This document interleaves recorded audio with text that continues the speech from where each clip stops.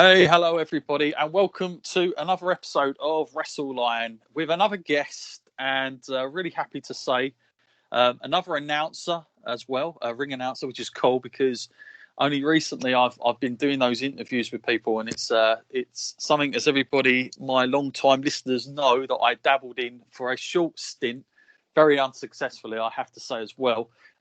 It's a lot harder than what people give it credit for, I'm telling you.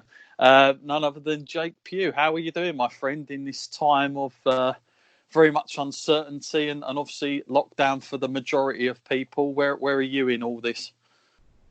Yeah, not too bad, John. I'm doing okay, mate. Hope you are too. Yeah, it's really weird times, but it's a bit of a struggle for us all, I think. But we're all in this together, and we'll make it out the other end. I think if people just stick to the regulations, and we'll be out of this quicker than you know it. It feels like a long time, but I think it makes you realise as well, what you miss and what you're aiming for when this all goes back to normal eventually. Sure. It's looking a far stretch, but we'll get there. Yeah, absolutely. And of course, like whilst all this is going on, I have to keep telling my non-wrestling fans that we still have WWE, AEW, and TNA of the like still going on as we speak. 'Cause they're always saying to me, "Why are you still posting wrestling stuff?" And I'm like, "Yeah, it's still going on." You don't know Vince McMahon. It's probably one of the weirdest things I've ever seen. I mean, I don't know if you watch WrestleMania or not. I don't know. I did, yeah. It was okay. I felt really bad for Drew overall. Yeah. Well, we on the podcast, like, I made the worst mistake ever. We did like a watch along of certain WrestleMania matches going into it. So we do one every day. Right. And of course, you're kind of like doing these watch-alongs with all these gigantic crowds and all this, extravaganza. And then you get to WrestleMania this year, and of course you get this, you get Stephanie McMahon introducing it. Then you get this promo stuff that they kind of rip themselves on, which I thought was fine. And then you get this anthem that's all been complied from all the different variations of WrestleMania to all put together. And I thought, that's good. And then you get to WrestleMania with Gronk standing there in an empty performance center, and I was like, That's where it kind of went downhill. The dampener, yeah. So, and to be honest with you, I'm not going to lie, and I think all my listeners mainly know now anyway. I find it extremely difficult to watch. Agreed. In an empty arena. I just cannot get my head around it. I know some fans are actually the opposite. They actually prefer it. But for me, I just think I've come to the realization that a wrestling show needs fans. It needs reaction. It needs something. And well, it's where we all feed our energy from. I mean, saying that from myself as well. That's not just the wrestlers as well. Mm-hmm. We all have a part to play. Sure. And the more energy that we get from that crowd, the more everybody wants to up their game, Mm-hmm. So it's I find it really, really strange. It's not really. I've seen a lot of things on the internet where a lot of people are actually praising it. Just it's not. It's not really for me, to be quite honest with you. I appreciate wholeheartedly that they're going out of their way to entertain everyone, but it's just not for me. So I just tend to. Go back and watch all the old stuff. Yeah, that's certainly what we've been doing here. We've been doing a huge retrospective on the In Your House era, picking out some real obscure matches. But going just quickly to finish up on WrestleMania, what was your interpretation of like the Boneyard match and the Firefly Funhouse? Because I'm guessing. I mean, most of the main positive stuff come in those two parts, and Firefly Funhouse match, whether that's a match or not is debatable, but those two parts certainly brought something different to it. But what did you make of them as a wrestling fan? Is it your sort of cup of tea, or? Well, it's usually not my sort of cup of tea. Mm-hmm. However, if anybody that knows me knows that I'm a huge Undertaker fan. Right, and so this was when they first, before this, the whole, they said there was going to be no crowd for WrestleMania. I thought, we'll go to WrestleMania with a stadium. We'll see Undertaker versus AJ Styles. I thought, should be pretty good, although Taker's getting on a little bit and he's, not as mobile as he used to be. But I thought they might be able to make some magic together. And then I thought, and then obviously this and that happened, and I thought, they can't really do that in an empty arena, surely. And then the Boneyard came around. And I can honestly say I really, really enjoyed it. I think I've watched it about 10 times now. It's absolutely mental. It's ridiculous, but in a really entertaining way. And I loved it. And if that's his last one, fair play. I think that's a good way to go out. The Firefly Funhouse, that is definitely not really something that I enjoy. However, same thing. I really enjoyed it. I'm a huge fan of. A lot of people give it stick, but I'm a huge fan of The Fiend. It kind of, and it's nice to see that you can tell John Cena's having fun with it as well. Whether you can call it a match or not is in question, but as a spectacle, I thought it was really well. I'm just worried that it's going to be one of those things that WWE sort of capitalizes on, and then they overdo it. Which I think that's one thing they've been accustomed to. Is where if something works and gets over great, then that's it. They start milking it to the point where people don't start enjoying it. So if it was me, unless it's right, and obviously you've got the right people that make it work, other than that, don't do it. we don't want the scenario of Cesaro versus Daniel Bryan in Boneyard matches and stuff that. But no, I'm with you there. And like you, I'm not a massive fan of those kind of matches. I certainly wasn't a fan of the House of Horrors and stuff like that that they've delivered in the past. I just never got into that from the moment I saw Randy Orton stepping out of a limo in full wrestling attire. The questions already were raised. Why is he in his wrestling gear sitting in a limo? But I think one of the things that really worked well for me in that match is they didn't have commentators over the top of it. No, that was my biggest worry as well. Was better, I felt. Michael Cole just destroying the whole thing. It's hard to make sense of anything if you're then going to commentate over the top of something like that.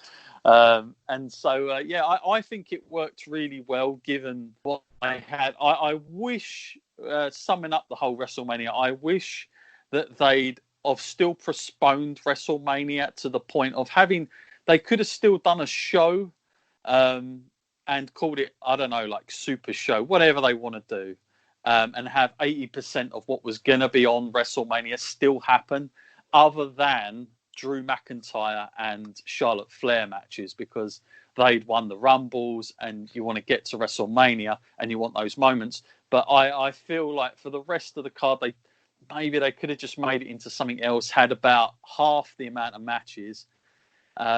And I think I would have preferred it more. But the fact that it was WrestleMania, I don't know, it just didn't sit well with me. I don't know how I'm going to comprehend the whole thing, but yeah.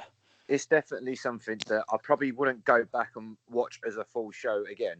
However, I would skip it forward to the Boneyard and the Firefly Funhouse matches. I think that's definitely going to be the ones. And it's funny because the match, the one I was most looking forward to going into it was Edge and Orton. And oh, mate, by the time that was done, I was like, I need to end this as soon as possible. And I felt so bad for those guys because they put in a hell of a lot of work. But for me, it was far too long. The commentating was abysmal for it, I felt. Just this whole whispering. They're whispering as they're backstage. And then the funny thing about that is they're whispering. And then, of course, Edge gets the win, and then the announcer in front of nobody announces it at the top of his voice, and your winner. He's nowhere to be seen. And I just it was just like all over the place. But it's going to be a funny thing to watch back on. I mean, I truly cannot believe they're still going on. We're still going to get a Money in the Bank show happening.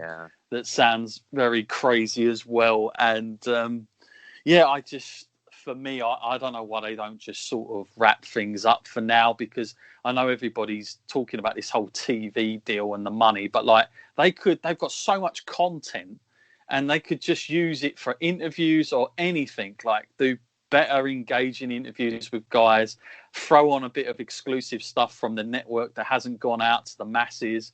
I honestly think that they're kind of wasting it a little bit on having their product look like this to the masses. And quite frankly, ratings-wise, they're not exactly capitalising on people sitting at home either. So I kind of really do wonder how long that's all going to go on for. But that's obviously another debate for another time there. But anyway, let's bring you in here. Like, for my listeners that are not familiar with you, just tell us a little bit about your background and how you got started in doing what you do, Jake. Oh, well, I've actually been in the business now for this August. It will be 11 years. Right. I started out quite young. Mm-hmm. So I grew up. So there wasn't really a British scene for me when I first grew up, really. Mm-hmm. So it was like just sort of WWF stuff. The best WWF for me was the larger than life characters and the gimmicks and things like that. And mm-hmm. And I remember, and the British wrestling, there wasn't nowhere for me to get any information about British wrestling and stuff like that. However, I used to live in Dagenham, and we used to get the Dagenham Town Show coming around every year. It's like a big fairground type of thing. Mm-hmm. And I always used to have the wrestling on there. Mm-hmm. And there was used to have people like Johnny Kidd, Blondie Barrett, people like that, Phil Powers, a young Paul Terrell as well, mm-hmm. things like that. We used to have them come every single year during the summertime. A big, huge tent. Yeah, it was packed. It was huge. Like people used to draw loads of people to come watch the wrestling there. Mm-hmm. But that was like a distant memory. And I remember my parents used to own a caravan, in Great Yarmouth. Mm-hmm. And one year they had wrestling there, and it was WAW. Right. Okay. I didn't know that. Didn't know that at the time. Mm-hmm. But I remember the red, white, and blue ring. Mm-hmm. And I remember I've still got the photos upstairs. Actually, I remember Ivan Trevors, right, and Rowdy Ricky Knight, mm-hmm. and we were all sitting on the floor, on this dance floor, a couple of feet from where the ring was, and we were all giving it mouth to Ricky Knight, and mm-hmm. he literally went to walk out of the ring to say something to us, and we all got up and ran. That's the thing I remember. and then that sort of went away. And then I was a collector of World of Wrestling magazine. Mm-hmm. And this is where I started. This is what changed for me to get into the business now. Right. So World of Wrestling magazine started covering the UK stuff. Mm-hmm. And at the time there was used to cover Hammerlock. Yeah. And used to cover FWA as well. Mm-hmm. And this is what really stuck out to me. And there was this guy. This big heavyweight guy, long dark hair, black face paint, and spiked shoulder pads, mm-hmm. who everyone now has noticed as Stu Allen, mm-hmm. who goes by the name of the Dominator. Yeah. And I've never seen. I mean, when I first looked at it, I just thought British wrestlers look like this. He just looks larger. I'm so used to seeing mm-hmm. what was American, and to see it brought into this country, mm-hmm. and then they had like a website link, and it was EWW.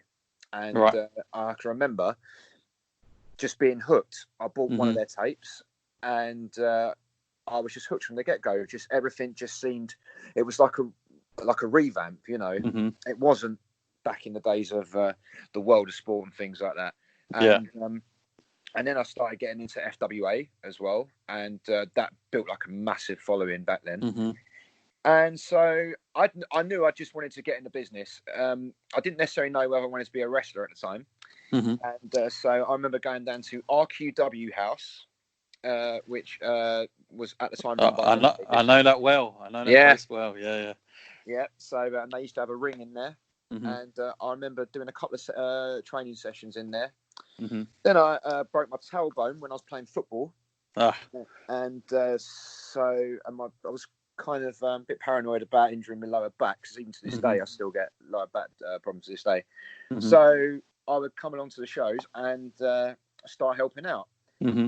And then at the time I was doing acting in college, and I can remember, do cut me off if I'm blabbing, but I remember I had a friend of a friend mm-hmm. who was going out with a wrestler, right? And at the time it was the thing, as we all know, called backyard wrestling. Right. And they said, "Oh, come down." This lady said, "Oh, come down. My boyfriend wrestles." I was like, oh, okay. And I said, where is it? So tell me where it was. So I went down